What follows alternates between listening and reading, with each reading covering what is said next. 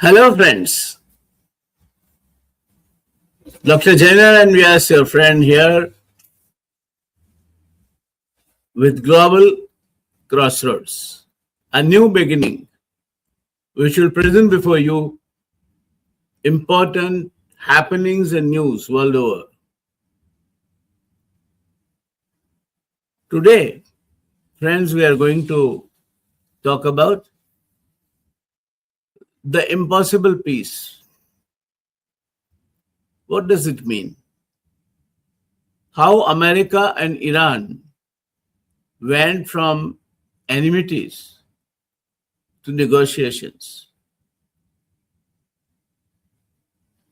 Once upon a time, it looked like a far-fetched possibility, a distant dream, which is today, though not totally secured, but still, to a great extent, appears to be a reality, that Iran and America are interested in buying the peace.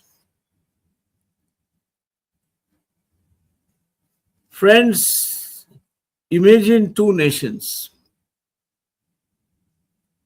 Iran on one side and United States of America on the other side, that have spent nearly half a century threatening, sanctioning, undermining, and fighting each other through any fora they came together.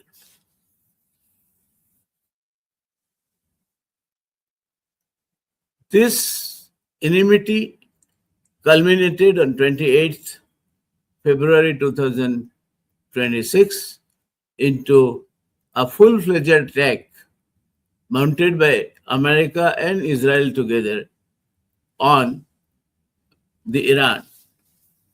It was thought at the time that the mighty military power of America would crush Iran like they did in case of Venezuela in no time. Somehow, this was not to happen. Imagine a relationship so toxic that many analysts consider direct war inevitable. The relationship was such a toxic relationship, and now imagine those same countries talking about being together, peace, building up for the future, so on and so forth. That is exactly what is happening between the United States of America and Iran. The question is not whether a deal has been signed. It would be signed eventually. I'm confident about it. Though there are going to be hiccups, like J.D. Vance declaring now that he has cancelled his trip to Switzerland to be present at the time of signing the deal. So these kind of hiccups are still bound to be there. But by and large, the question, why now? And why not till today? What next? These are some of the questions which are going to bug us, because Iran could establish one thing for sure against all the hopes the people were having, that like Venezuela, Iran will be tamed within 8-10 days time, and the entire oil reserves and resources that Iran has will be controlled by the United States of America. Maybe for doing that, creating a confrontation, the uranium enrichment and an allegation that Iran was on way building up the enriched uranium stock so that they can manufacture the nuclear weapons, that perhaps was something which was the reason they threw for a confrontation. Basic issue was control the oil resources of Iran, control Hormuz. Hormuz Strait is a small passage of sea through which 1/5 of the oil and gas energy of the world travels. Controlling Hormuz and stopping that energy to move could create the economies to tumble, an unforeseeable kind of issues related with the economies of different countries in a different way. For example, European countries till April shelled out something like 25 billion euros extra for getting the costlier energy from elsewhere. While Iran and America made good selling the oil, which was selling around $80 a barrel at a rate anything between 110 to 115. So somebody's gain or somebody's loss. But by and large, the world was at a loss as far as the energy sources are concerned, because for China, Iran is a major source of crude. For India, Gulf is a major source for getting the energy. And Hormuz, as far as India is concerned, is a strait controlled by Iran, through which almost 1/5 of the oil and 40% of the gas that India required traveled. So for India, losing the source and also the opportunity to procuring oil from a nearby Gulf countries market was to its big disadvantage. China perhaps was not as much affected. Question of Russia getting affected did not arise. But Europe, yes, they again had a problem. And with the winter approaching, they are worried that what could happen to them. Now, Iran-Iraq war, if we talk about economic situation, the way it deteriorated, the disputes that both these countries have. The Iraq was kind of alleged to have chemical weapons. America attacked Iraq under the guise that Iraq possesses chemical weapons, and it is dangerous for the world to continue to have Iraq the way they are. Saddam Hussein was sort of compromised. Compromised because not they had, at the end of it, it has been now realized and it has been accepted that Iraq did not have such chemical weapons which are being talked about. But perhaps the problem was the America had their eyes set on the Iraqi oil reserves, which they wanted to sort of take a plunge in and have control in the world domain as far as oil market is concerned. So is the case with Syria, Lebanon, Yemen. The killing of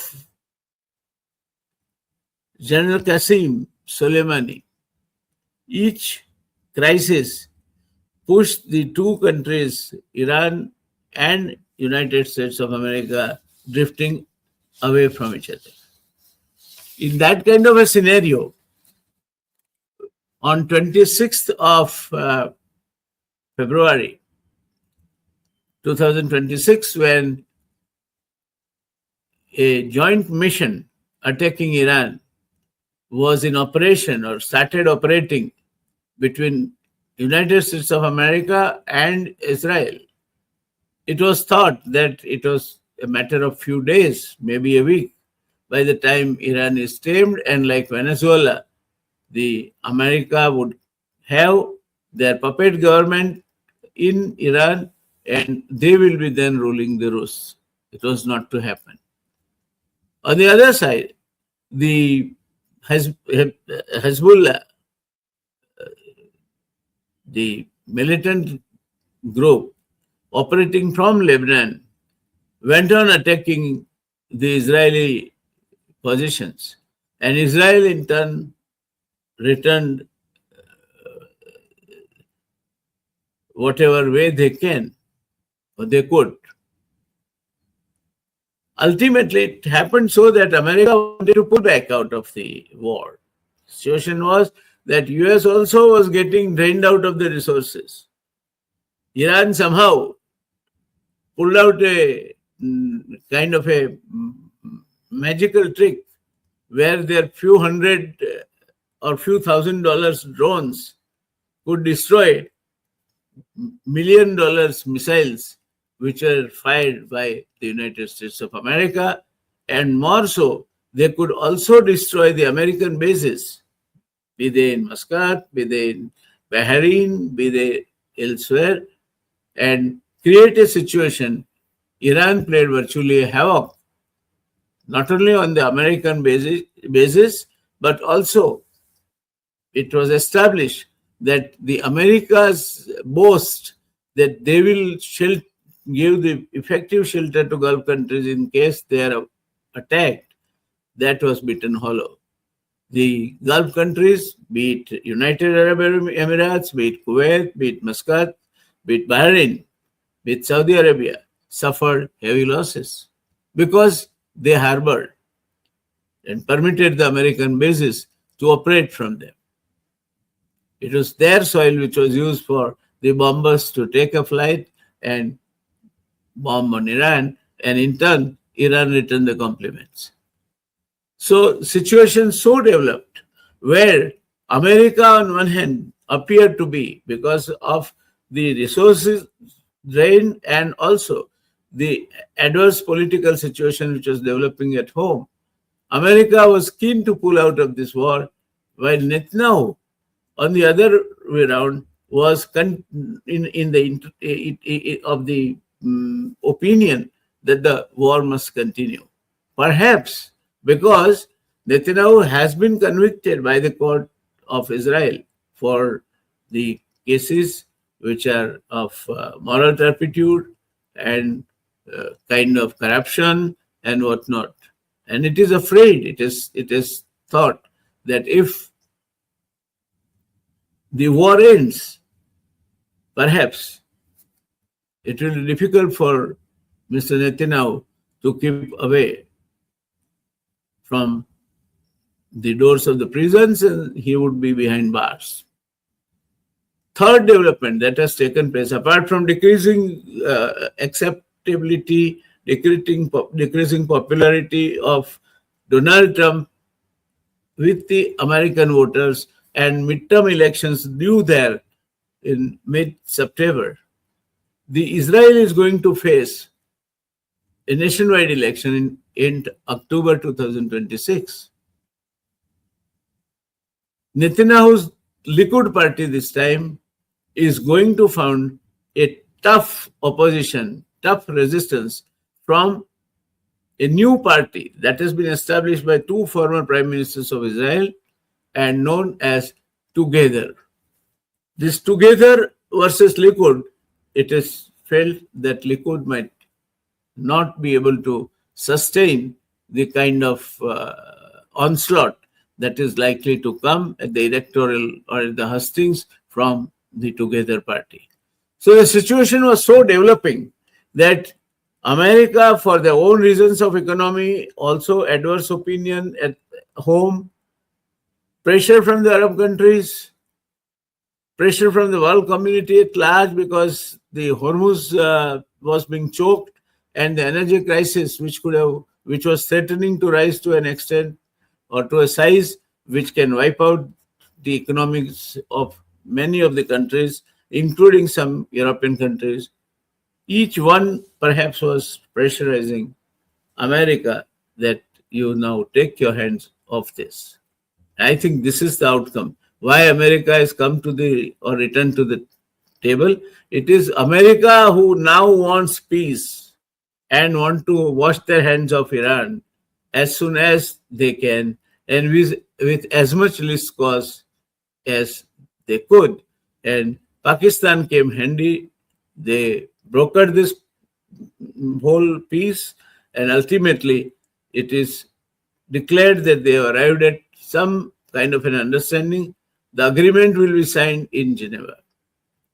Unfortunately, the Vice President of United States of America, J.D. Vance, who earlier was to be present at this ceremony, is now not going there.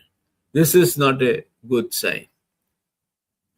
This also creates doubts in the minds of people regarding the 60 days during which this ceasefire has to last, and a lasting solution, including the uranium enrichment by Iran and the controls on Iran, which will not manufacture the atomic weaponry. The Iran also is now, some of the European countries have already removed sanctions from Iran. Iran is also asking the frozen assets, the frozen accounts to be released, and they are expecting about $300 billion US, which, if they come to Iran, would be a great contribution to reconstruction and rebuilding of Iran. So at this juncture, as a curtain raiser, friends, we simply keep our fingers crossed.